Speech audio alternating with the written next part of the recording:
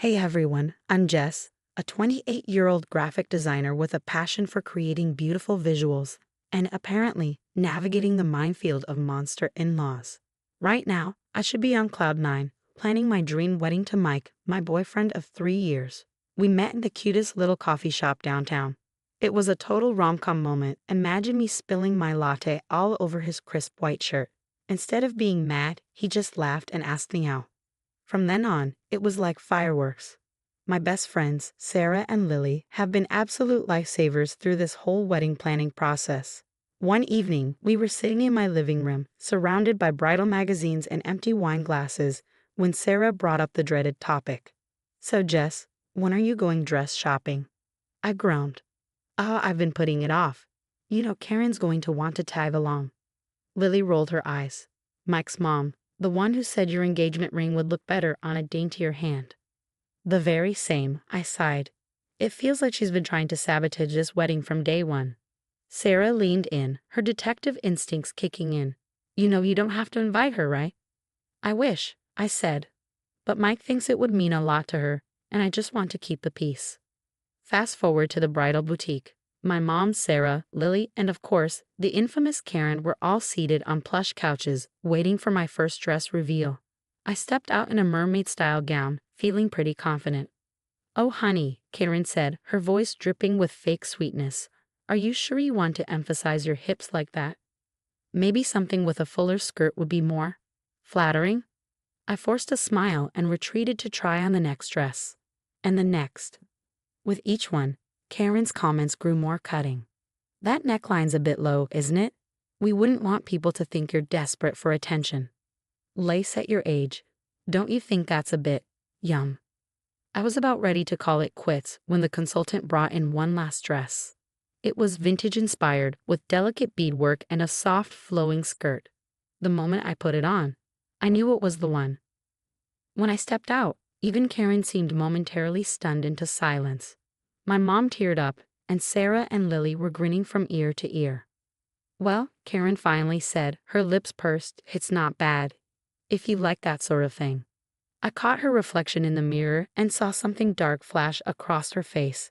But it was gone in an instant, replaced by that plastic smile. You look beautiful, sweetie, my mom said, squeezing my hand. I twirled in front of the mirror, feeling like a princess. I think this is it, I breathed. Are you sure you don't want to sleep on it? Karen interjected. It's such a big decision. You wouldn't want to rush into anything. Part of me wanted to buy the dress right then and there just to spite her, but I hesitated. It was a lot of money, and Mike and I were trying to stick to a budget. You know what? Maybe you're right, Karen. I'll sleep on it and come back tomorrow. As we left the boutique, I couldn't shake the feeling I'd made a mistake, but I pushed it aside, focusing on the joy I felt in that dress. Tomorrow, I told myself. Tomorrow I'll come back and make it official. The next morning, I woke up feeling like a kid on Christmas. I practically skipped through the doors of the boutique. Good morning. I'm here to purchase the dress I tried on yesterday, I said, practically beaming. But the saleswoman's face fell and my stomach dropped. I'm so sorry, but that dress was sold this morning. What? No, that can't be right. I was going to buy it today. I'm afraid someone came in right at opening and purchased it. I'm so sorry. I stumbled out of the boutique in a daze, fumbling for my phone. Sarah picked up on the second ring. They sold it, Sarah. Someone bought my dress. No way. Are you serious? That's messed up. I spent the next hour on a three-way call with Sarah and Lily, venting my frustration. They were supportive, but I couldn't shake the nagging feeling that something wasn't right. A week later, we had our monthly family dinner with Mike's parents. I was still bummed about the dress, but tried to put on a brave face as I set the table. When the doorbell rang, I plastered on a smile, but the moment I saw Karen, my jaw dropped. She was wearing my dress, the exact one I'd fallen in love with at the boutique. Surprise? Karen trilled, twirling in the doorway. What do you think? I just couldn't resist when I saw it in the window. I was speechless, my mind reeling. Mike's dad followed her in, looking uncomfortable. Mom, Mike said, sounding confused. Isn't that the dress Jess was going to buy? Oh, is it? Karen asked, her eyes wide with fox innocence. I had no idea. It just called out to me, you know. and it's perfect for our vow renewal ceremony in 2 weeks. 2 weeks? I finally managed to choke out. But that's right before our wedding. I know. Karen clapped her hands together. Won't it be wonderful? Like a pre-celebration for your big day. I could feel tears pricking at my eyes. Karen, how could you? You knew I loved that dress. Now, Jess, she said, her voice sickly sweet, I'm sure there are plenty of other dresses out there. Don't be so dramatic. Dramatic? My voice was rising. You bought my wedding dress for your vow renewal. It's not your wedding dress, Karen snapped back. You hadn't purchased it yet, and really, it's much more appropriate for someone my age. You're young, you should be wearing something more youthful. I turned to Mike, desperate for support. Mike, can you believe this? But Mike just looks uncomfortable. Come on, Jess, I'm sure my mom didn't mean any harm. Isn't it nice that they're renewing their vows? We should be happy for them. I feel like I've been slapped. Are you kidding me? Your mother deliberately bought the dress she knew I wanted. Jess, you're overreacting, Mike says, his voice turning stern. It's just a dress. And Mom's right, there are plenty of others out there. Just a dress? I can't believe what I'm hearing. That was my dream dress, Mike, and your mother knew it. She's been trying to sabotage our wedding from the start. Now that's enough, Karen interjects, her tone icy. I won't stand here and be accused of such things. Mike, are you going to let her talk to me like this? Mike turns to me, his expression hardening. Jess, I think you need to calm down and apologize to my mother. That's the final straw. I feel something break inside me. Without another word, I grab my keys and head for the door. Where are you going? Mike calls after me. Anywhere but here, I snap, slamming the door behind me. As I drive away, tears stream down my face. I realize I've been betrayed by not just Karen, but Mike too, and I have no idea where to go from here. I end up at Sarah's apartment, a blubbering mess. As soon as she hears what happened, Lily rushes over. Before long, we're all huddled on the couch. I can't believe she did that. Sarah fumes, and Mike just stood there and let it happen. I nod miserably. He told me I was overreacting. Can you believe it?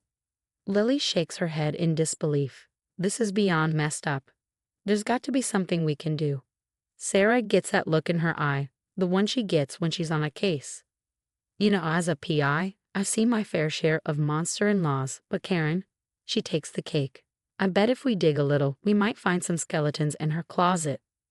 I don't know, I hesitate. That seems a bit extreme. Extreme? Lily scoffs. She stole your wedding dress, Jess. This woman needs to be taken down a peg. I bite my lip, considering. Well, I guess it couldn't hurt to look. Lily cracks her knuckles. Leave the tech stuff to me. I'll have her accounts cracked faster than you can say, mother-in-law from hell. For the next few days, we dig deep into Karen's past. Sarah uses her PI contacts while Lily works her tech magic. Meanwhile, I'm caught in a storm of Karen's meddling. She's changing wedding vendors behind my back, spreading rumors about me to Mike's family. Did you hear what Karen told Aunt Mildred? I vent to Sarah over the phone. She said I'm only marrying Mike for his money, as if I don't have my own career. That witch. She's unbelievable, Sarah growls. But hey, I think we've hit pay dirt. You're not going to believe what we found. I head over to Sarah's place, where she and Lily are huddled over a laptop. Okay, spill, I say, plopping down next to them. Lily turns the screen toward me. Remember Mike's ex, Amber? Turns out Karen sent her a series of nasty emails, pretending to be Mike. That's why they broke up. My jaw drops. Are you serious? Sarah nods grimly. And that's not all. We found out she's been embezzling money from the family business, funding her lavish lifestyle by cooking the books. I feel like I've been punched in the gut. I can't believe this. Should we tell Mike? Lily snorts. Tell Mike? Jess, he hasn't believed a word you've said about his mom so far. Why would he start now? She's right, and I know it. Every time I've tried to talk to Mike about Karen's behavior, he's brushed me off or accused me of exaggerating. So what do we do? I ask, feeling lost. Sarah leans forward, her eyes gleaming with determination. We expose her, at the vow renewal ceremony, in front of everyone. I hesitate. But that could ruin my relationship with Mike. Lily's voice softens. Honey, I hate to break it to you, but Karen's already doing that. and Mike's letting her. I think about all the times Mike has sided with his mother over me, all the times he's invalidated my feelings. Maybe Lily's right. Okay, I say, taking a deep breath. Let's do it. Let's expose Karen for who she really is. We spend the next week gathering evidence, emails, financial records, even recordings of her bad-mouthing family members. We compile it all. The night before the vow renewal ceremony, we meet for one final planning session. Are you sure about this, Jess?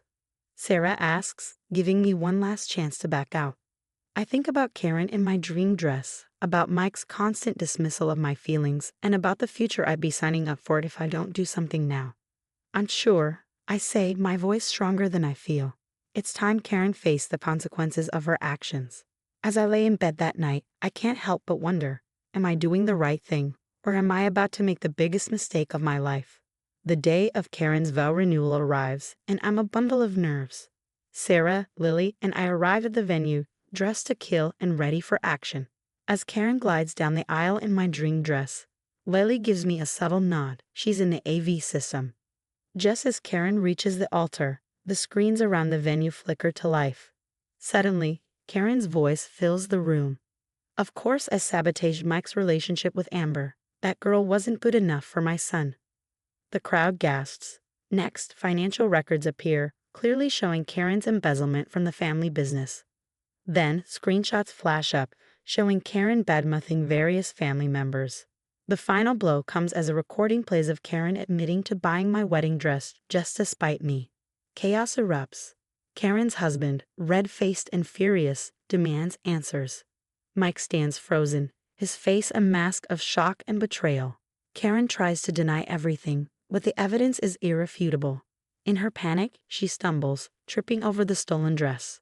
She falls face first into the wedding cake, ruining both the gown and her makeup. Covered in frosting and mascara running, Karen looks around helplessly as her husband storms off, shouting about divorce. Mike approaches me, eyes pleading. Jess, I'm so sorry. I should have believed you. But as I look at him, something clicks inside. No, Mike, you shouldn't have needed all of this to believe me. I deserve someone who trusts me, who stands up for me. I slip off my engagement ring and hand it to him. I think it's best if we end this here. As Mike walks away, shoulders slumped, I feel a weight lift off my chest. Ready to get out of here? Sarah asks. I nod, smiling, more than ready. We head to our favorite bar, where we toast to new beginnings and true friendship. As we clink glasses, I catch a glimpse of my reflection in the mirror behind the bar. For the first time in months, I look truly happy. Meanwhile, across town, Karen faces the consequences of her actions, alone. Her reputation in tatters, her marriage over, and her son finally seeing her true colors. As I sip my drink, surrounded by friends who have always had my back, I realize I've gained something far more valuable than a wedding dress or a toxic relationship.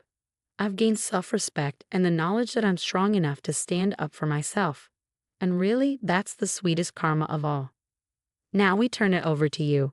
If you were Jess, would you have forgiven Mike and given him another chance? Or do you think ending the engagement was the right call? Share your thoughts in the comments below.